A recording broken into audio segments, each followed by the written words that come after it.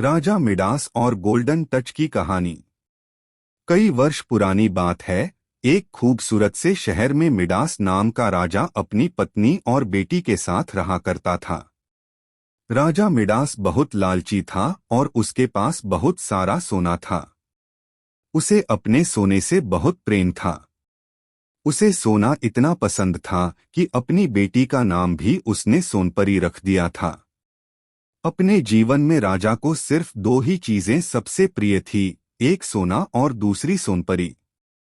वह अपना सारा सोना एक तहखाने में रखता था और हर रोज उसे गिनता था। उसकी इस आदत पर रानी कहा करती थी कि महाराज, आप ऐसे हर रोज अपना सोना गिनेंगे तो एक दिन यह सारा सोना गायब हो जाएगा। रानी की इस बात पर राजा मिडास बहुत नाराज होता था। वह कहता कि रानी, इस सोने का महत्व तुम नहीं समझोगी। दुनिया में सोने से ज्यादा खूबसूरत और कीमती कुछ नहीं है। हर रोज राजा अपना सोना गिनता और सोने के लिए उसका मोह बढ़ता ही जाता।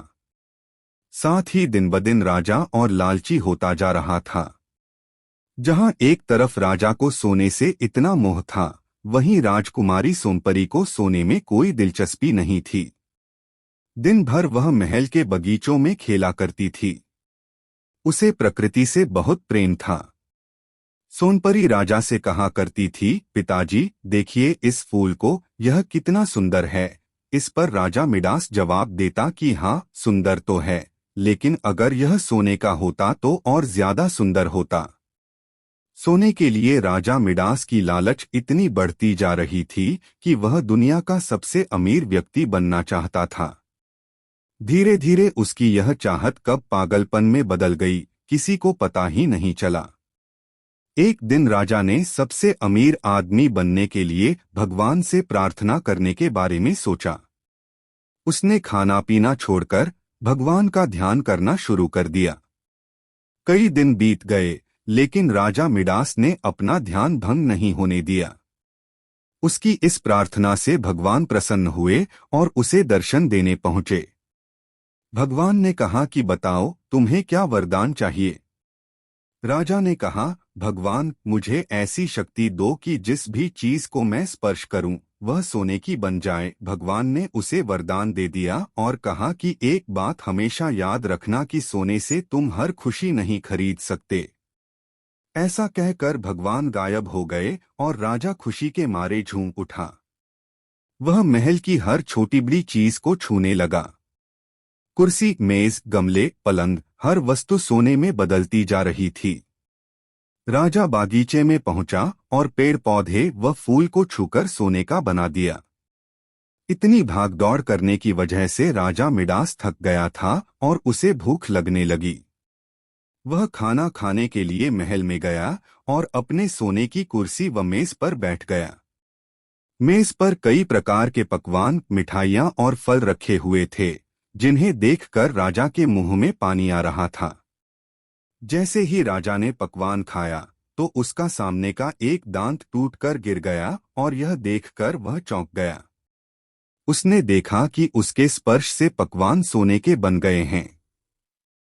जैसे ही उसने फल को छुआ, फल भी सोने के बन गए। उसके छूने से मिठाइयाँ, नमकीन, यहाँ तक भी पानी भी सोने में बदल गया। यह सब देखकर राजा निराश हो गया और कहने लगा, हे भगवान, अब मैं क्या खाऊं। अपने पिता की आवाज सुनकर सोनपरी दौड़ती हुई आई। उसने देखा कि उसके पिता बहुत परेशान हैं। पिता की यह परेशानी उससे देखी न गई और उन्हें सांत्वना देने के लिए उसने राजा को गले से लगाना चाहा। इससे पहले कि राजा कुछ कह पाता, राजकुमारी सोनपरी ने राजा को छू लिया और उसे छूते ही वह सोने की बुत बन गई। अपनी बेटी का यह हाल देखकर राजा मिडास जोर जोर से रोने लगा। इस सब के बाद राजा ने भगवान से फिर प्रार्थना की। जब भगवान प्रकट हुए तो राजा ने कहा, हे ईश्वर, मुझे यह वरदान नहीं चाहिए। मैं बहुत लालची हो गया था, लेकिन अब मुझे अपनी गलती का एहसास हो गया है। कृपया करके मेरी सहायता करें। राजा की बातें सुनकर भगवान ने वरदान वापस ले लिया और सब कुछ पहले की तरह हो गया।